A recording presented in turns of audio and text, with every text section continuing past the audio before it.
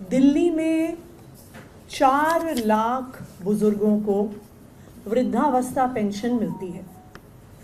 इन 4 लाख बुजुर्गों को जिनको वृद्धावस्था पेंशन मिलती है, 1 लाख ऐसी पेंशन है जिसका कुछ हिस्सा केंद्र सरकार से आता है। 3 लाख पेंशन्स पूरी तरह से दिल्ली सरकार देती है। 1 लाख बुजुर्गों को ऐसी पेंशन मिलती है जिसमें से कुछ हिस्सा दिल्ली सरकार से आता है और कुछ हिस्सा केंद्र सरकार से आता है। पिछले 5 महीने से इन 1 लाख बुजुर्गों को पेंशन नहीं मिल रही थी। इसलिए नहीं मिल रही थी क्योंकि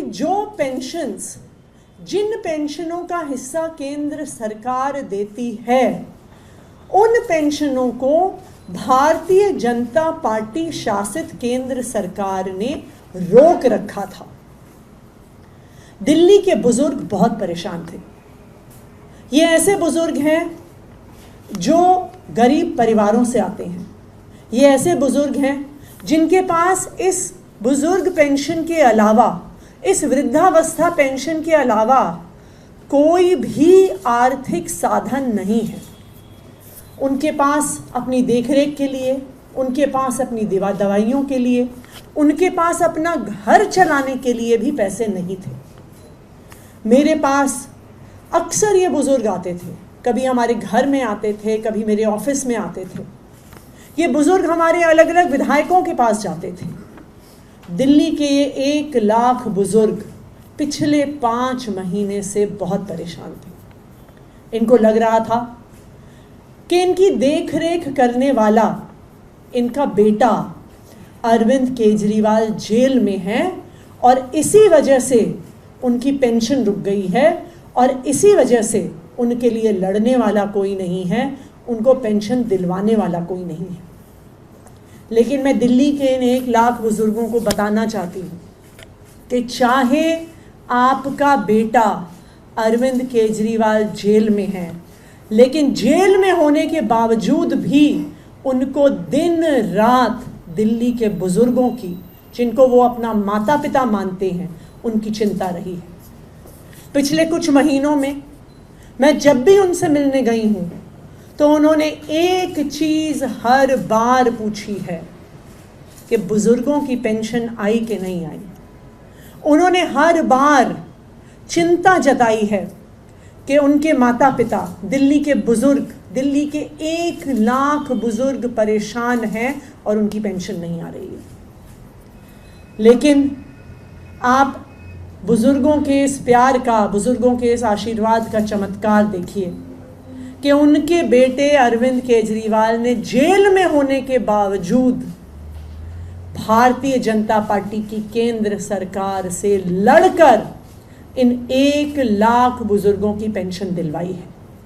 मैं इन 1 लाख बुजुर्गों को बधाई देना चाहती हूँ कि जो पेंशन अप्रैल के महीने से रुक गई थी, वो 1 लाख बुजुर्गों की पेंशन अब आना शुरू हो गई है।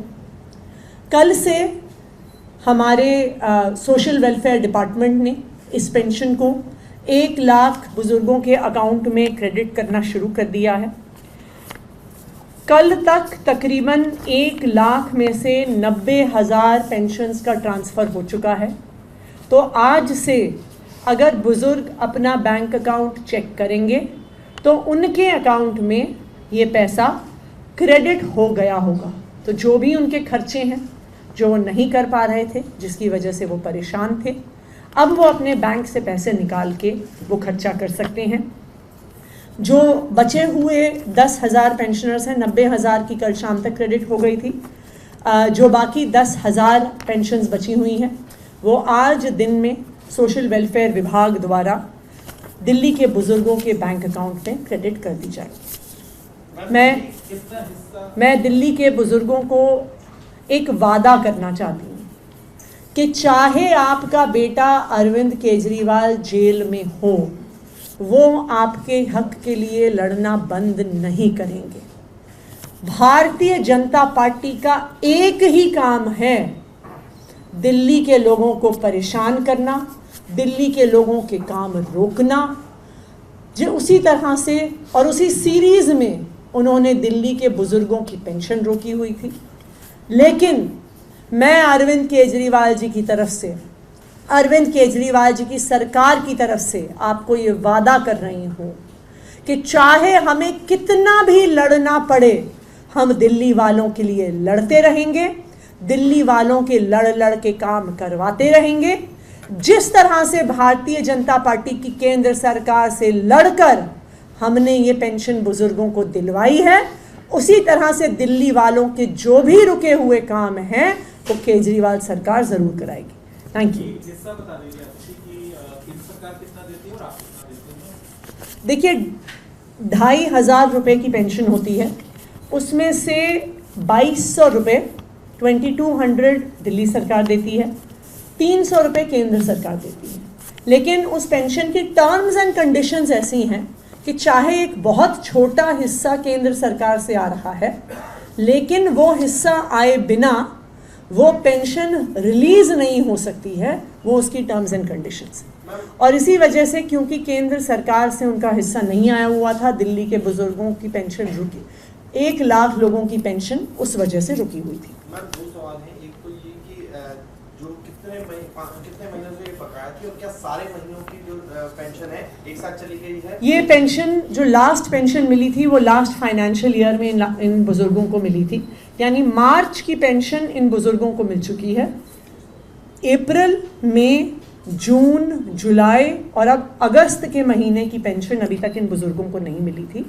तो जो अभी तक की सारी पेंडिंग पेंशन है पिछले 5 महीनों की, उस पेंशन को एक बार में ही क्रेडिट कर दिया गया है।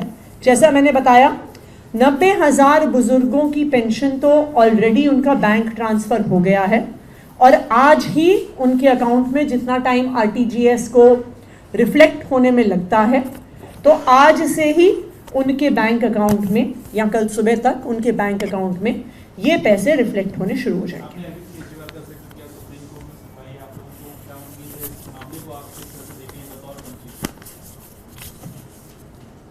देखिए, सबको पता है कि अरविंद केजरीवाल जी को और उनके पार्टी के अन्य नेताओं को, चाहे वो मनीष सिसोदिया जी हों, चाहे वो संजय सिंह जी हों, चाहे सत्येंद्र जैन जी हों, झूठे मुकदमों में फंसाया जा रहा है। ये देश के क्या, दुनिया के इतिहास का पहला तथाकथित भ्रष्टाचार का केस होगा जिसमें 1 रुपया भी भ्रष्टाचार का कहीं से नहीं मिला है।